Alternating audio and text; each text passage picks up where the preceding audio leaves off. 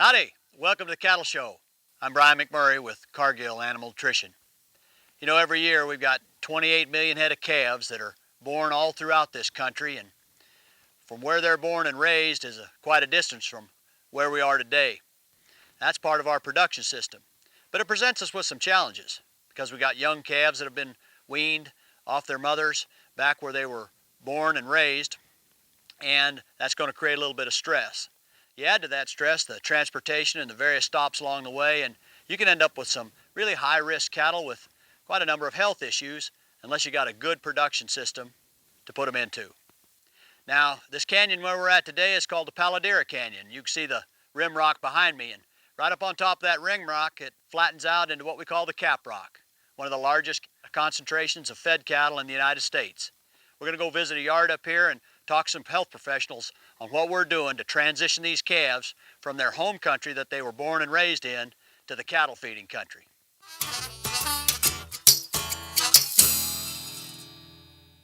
Joining us now on the Cattle Show is Danny Glasgow, manager of Crow Hollow Feed Yard in Headley, Texas. Danny, thanks for joining us. If you could, let's share with the viewers a little bit about Crow Hollow and what you do here and a little bit about your operation. Well, we're a 30,000 head custom cattle feeding operation. Typically, we receive on a yearly basis probably 20,000 of these high-risk type cattle. Majority of them come out of the south and the southeast and the east, and they are extremely health challenged. We've tried numerous programs in the past, different vaccine regimens, different feeding protocols. Our typical pull rate within the first 30 days could be up higher than 50% at times. Our death loss after 45 days on average probably will run 8 to 12%. We were introduced through Eastern Livestock to Dr. Barker's program. This spring we ran approximately 1,400 calves through here, all on his protocol. We saw a 20% pull rate in 30 days, and our death loss was 3.06%. So you can see the difference that it's made thus far. Those are some significant reductions in cost. Yes, they associated with health. And obviously that savings didn't come for free. You had to do some things. What did you do differently here that you weren't doing before that are having the impact? It's more hands-on. Of course, we give the dual dose autogenous Bactrin and a little different vaccine program. We're currently feeding our ration, but we're top dressing it with Cargill's nutrient mineral. And I believe that plays a big role in it. I know Eastern Livestock is working with Cargill as well, and they're feeding some transition feed in their barns. They've done it with us on several of these cattle. The cattle that went through that program, I believe we had less than 1% death loss in those cattle. Came right up on feed. Within 20 days, they were eating, well over 3% of their body weight. Well, that's certainly, the target we were after. We need to get these cattle eating as much as they can early. And, this morning we looked at a set of cattle that had just come in yesterday. Tell me about those cattle. I was even surprised myself to see what I saw when I got here. Those cattle were purchased from Eastern Livestock, and they were on the transition feed. High-risk calves now. High-risk calves. What'd they weigh? They off truck weighed 352. 352. And they received the transition mineral at the barn in Marion, Kentucky. And as you saw, when that feed truck went by at 7:30 this morning, they were pushing themselves out to get to it. Yeah. And a 350 weight calf. On a 350 weight calf. Yeah. And typically in the past, the feed truck would go by and they may or may not get up and even look at you. Might be a half a dozen out of the whole bunch walk Right. up there. Out of 100, say. Right. That's where the rubber meets the road right there. You bet.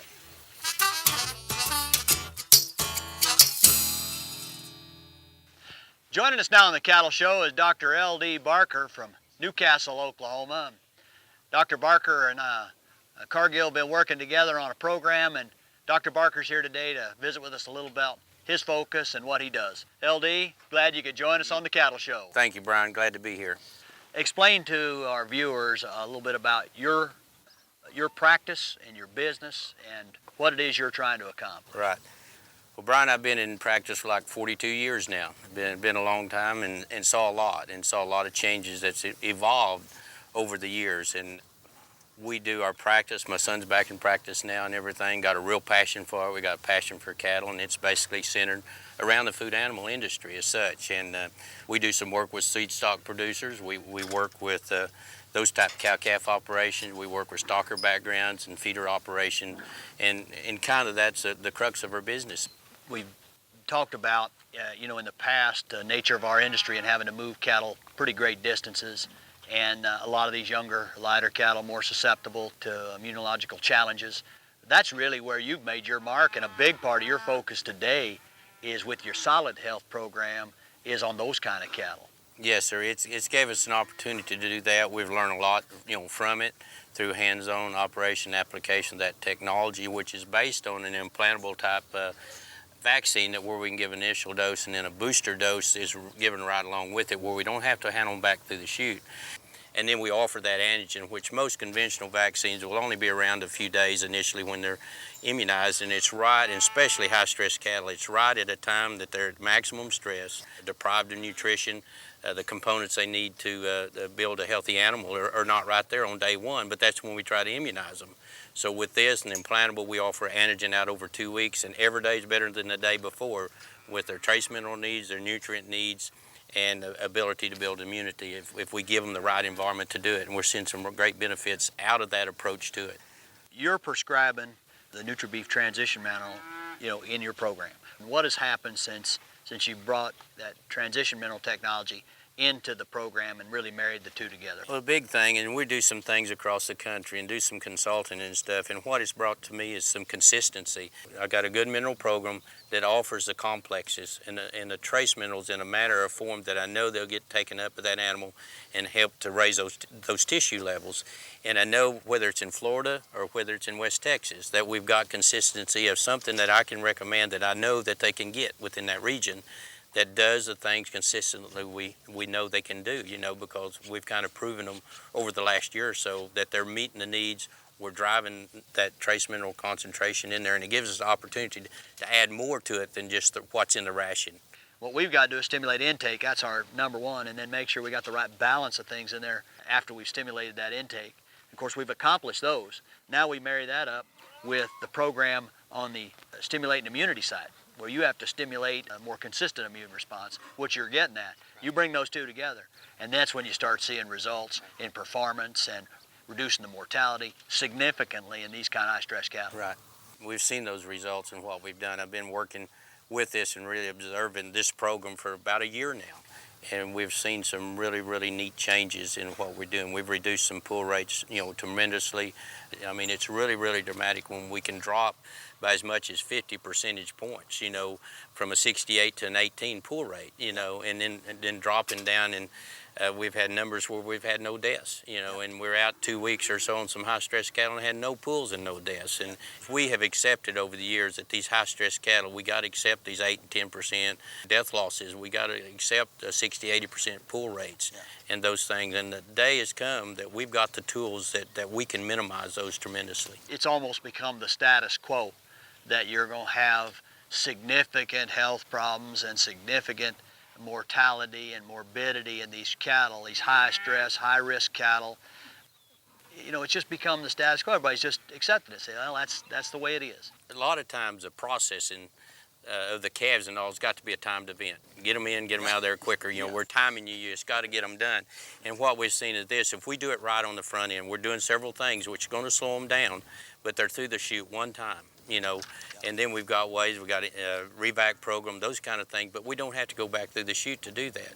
But then the majority of those calves, the big end of them, may not have to see a chute again, once they're processed into the system, in the yard and everything.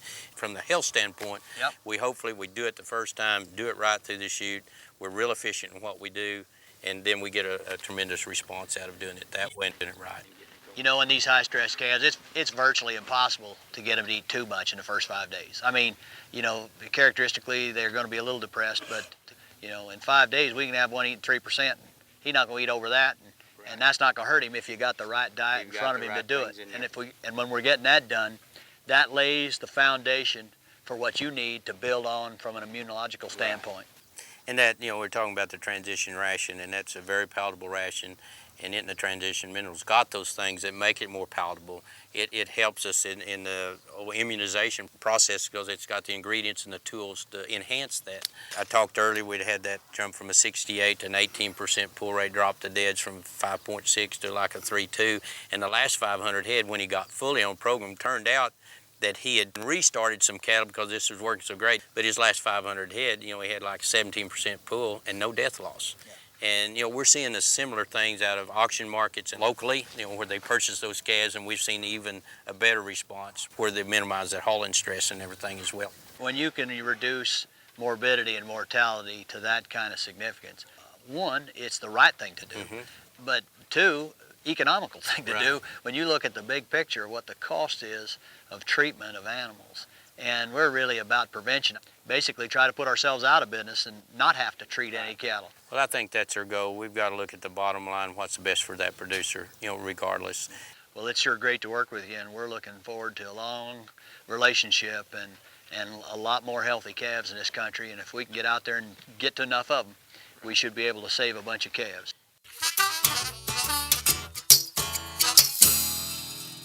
We think about health in terms of a pyramid. Now, the way I think about it is I got to lay the base of that pyramid first, and that's going to be my most important layer, just like a foundation of any house. Better be good if you want the house to stay standing, and that's nutrition. We got to make sure that their mineral status is high, their tissue levels are high, or as high as we can get them, so when they do go to the next level of the pyramid, they've got an internal environment that's capable of responding to stimuli the way we want it to. And that brings our next layer in, which is the immunology side of it. And that's that next layer. Now, the way we do that, of course, is through vaccination. And when we lay that layer on, if we've laid the base layer of nutrition, then the cattle will respond. We'll get less vaccination failures. We'll get more of them that can mount the challenge and produce the immunoglobulins necessary to fight off the infections that we're trying to inoculate for. So it's really about getting that immunity there. The next level on that pyramid that we've got to think about is stress. And we have to keep stress at a minimum. There's always going to be some stress, but we can manage it. We can make it easier. Good handling facilities. Handling cattle gently and slowly. You know, the fastest way to work cattle is slow. That's what I've always found out. And you start pushing them fast, and pretty soon you're going to be there all day just trying to get something simple done. So keep that stress low. And it has to do with people. People and the way they handle cattle and the facilities that they put them in. And then the top of that pyramid, right at the point, are the health issues that you're going to have. And the top of that pyramid will be very, very small if you've managed the layers prior to that. What you got to watch out for is letting that pyramid flip over, because you can't manage a pyramid that's been turned over. And you get the point down on the bottom where the bottom is nutrition, and that's the smaller base of your pyramid. You can't manage a pyramid on its point. It's going to topple over, and that's when you're going to run into the biggest health problems. And that pyramid starts to look a lot different, and it starts to hit your bottom line. And not only that, it costs a lot of time and energy, and quite frankly, it just gets real tiring to have to deal with cattle and these huge amount of health problems that can be associated with them if we're not doing the right things. But if you're managing that health pyramid correctly, and we're going to talk to you more about that during the show, you'll find that you're going to have more health problems and higher costs than if you do the right things.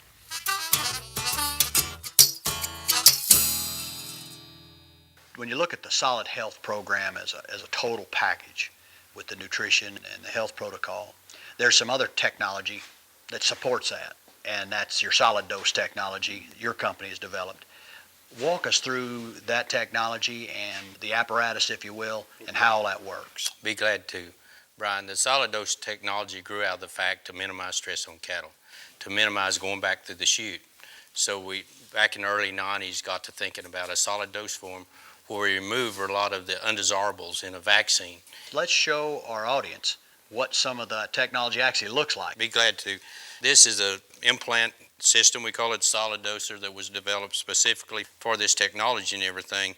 This is the vaccine within this package, and this contains 50 doses, 10 dose clips. The neat thing about this too is we open this up, this thing's sealed, so you can put the vaccine back into this pouch and seal it and put it back in the cooler. You can stop right at the dosage so you don't have any waste from that standpoint. This system is self-advancing. We know on the color code, what's in that. We can do it on specific antigens or a group of antigens to know what's in that vaccine. On these autogenous vaccine, it's all regulated by USDA, that we've got a real quality product, that we're meeting the needs of that producer on the other end and all. And then this clip just fits right into the system like that. You've loaded and you've got 10 doses ready to go. And it can deliver those. There's some pellets there. Yep. And you notice we got some little green ones, the little tan ones. One of them is the immediate release and the other is the time release out over that 2 weeks period. So they're small, they're tissue friendly. The initial dose releases immediately. The secondary dose, or the time we call it IR, PR, immediate release, and program release. The program release swells and makes a little gel and releases out over that 2 week period. Over that time. Right. So 6, 7, 8 days into the program, these cattle are really up on their nutrition. They're really up on their nutrition now. We got them on feed. So now they got some trace minerals in their system. Right. So even if they couldn't mount as an effective immune response on day 1 or 2, because their trace mineral test, by day 4, 5, or 6, they're actually in a better nutritional environment to be able to mount a much more effective response, and that's really where we're seeing a lot of it. That's where it's at. And you do, really, in any bacterium, you need initial dosage, which is your primer dose, say more or less, and whereas your second dose is actually the one that builds the immune response. You got to have the primer. It sets up the state for the booster to really build an immune response to it. So as we overcome these stressors, if we happen to PI test these cattle, which we highly recommend on lighter cattle, and we take out those immunosuppressors like a BVD PI calf, we meet the needs of the trace minerals, we remove the parasites and those things through that process. We get out 7 to 8 days, all of a sudden we're starting to get immune response. When the antibiotics wear off or supportive things that we've done to buy time, well then we got an animal hopefully that we're immunizing, got a greater chance for immunity out of it. The SoliDose technology is a perfect example of the kind of technology that's being applied in the industry and that's constantly changing, that really producers have got to stay up on. It's becoming more of a game of efficiency every day, and the kind of technology that's being applied, whether it be on the health side or the nutrition side, understand the various nutrients or the immune responses that we can gain, is a huge advantage for our producers to stay up on this technology and really remain on the cutting edge.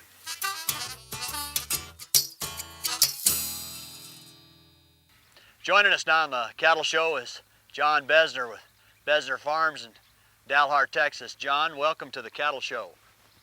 Thank you. Tell us a little bit about what you guys do here in your farm and family farming operation, and just sort of set the stage for us.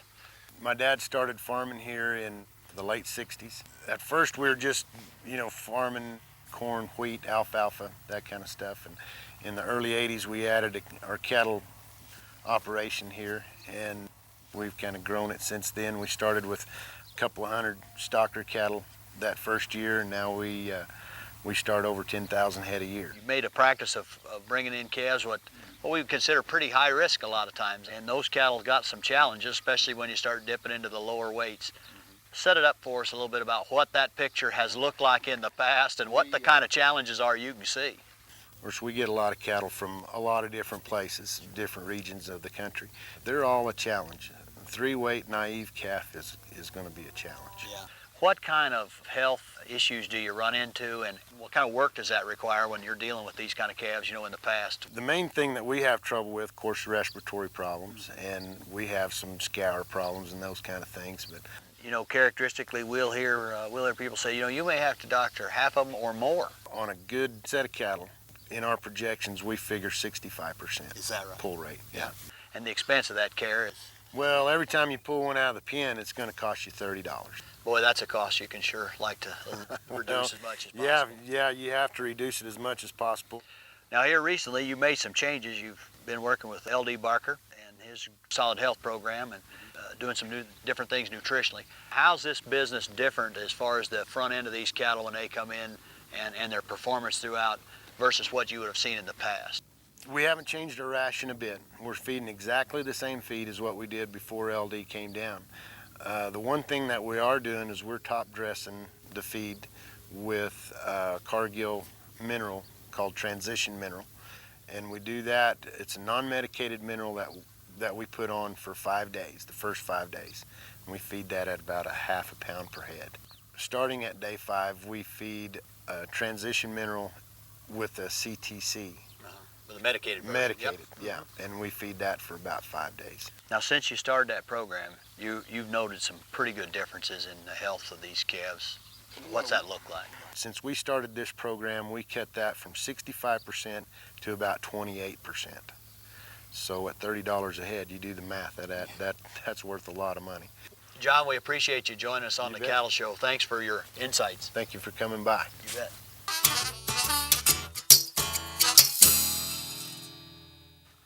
You know, we thought we'd take a minute and visit with Jimmy Labry, Business Development Manager for Cargill Animal Nutrition. Jimmy, glad to be here. Thanks, Brian. When you come up from that broken country down there in the Paladera Canyon and get up on top of the cap up here in the high plains, the country probably looks a little different than it did a number of years ago. People might think it's pretty wide open, and of course it is kind of flat, but it's not the old grass country that we used to think about, is it? That's right, Brian. This country's changed a lot over the years. One big change we've seen in the last 10 to 15 years is there has been a lot more farmland go in, and so we're doing a lot more farming, growing a lot more ingredients than we used to grow, and so that's changed the whole area. And the cattle feeding industry really has propagated that. I mean, really set the environment to grow these crops a little closer to the animals, cut transportation costs, so from an efficiency standpoint, it can sure make some sense. That's true, Brian. We are definitely in the cattle feeding area here where there's a lot of cattle, not only grown but finished, and so being able to grow the grain and the forages is very important. You're helping people out and really making their job easier and more fun, as you said. We're also helping reduce some costs.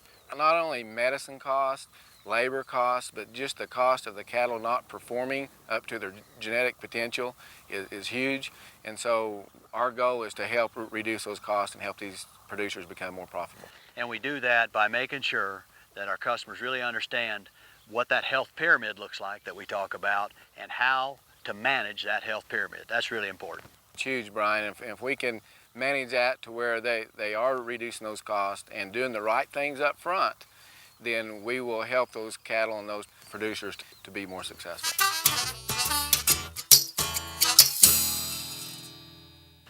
We hope you've enjoyed this edition of the Cattle Show, and it's been our pleasure to bring it to you. You know, when you start dealing with the cattle like the ones you see behind me, this is when it really gets important to make sure that you're really dotting the I's and crossing the T's and really have a good program. The Solid Health program that we've been visiting you about that includes a technology that Dr. Barker described and NutriBeef transition mineral that we've talked about from a nutrition standpoint. Those two are critical components of managing that pyramid. And these cattle behind me, they're going to need all the help they can get. If we put these cattle in the right environment, handle them, keep their stress low, and follow the protocols that are outlined, we're going to really make a big difference in these calves' lives. Few of them are going to get sick. That lower morbidity is a huge value and a whole lot less stress on people as well. And you're going to have lower mortality rates, you're going to have more healthy calves performing better, and that's going to go right to your bottom line. We appreciate you joining us on the Cattle Show, and we'll see you next week. If you have a product or service that you'd like to see featured on a future program, or if you have questions or comments, please contact us.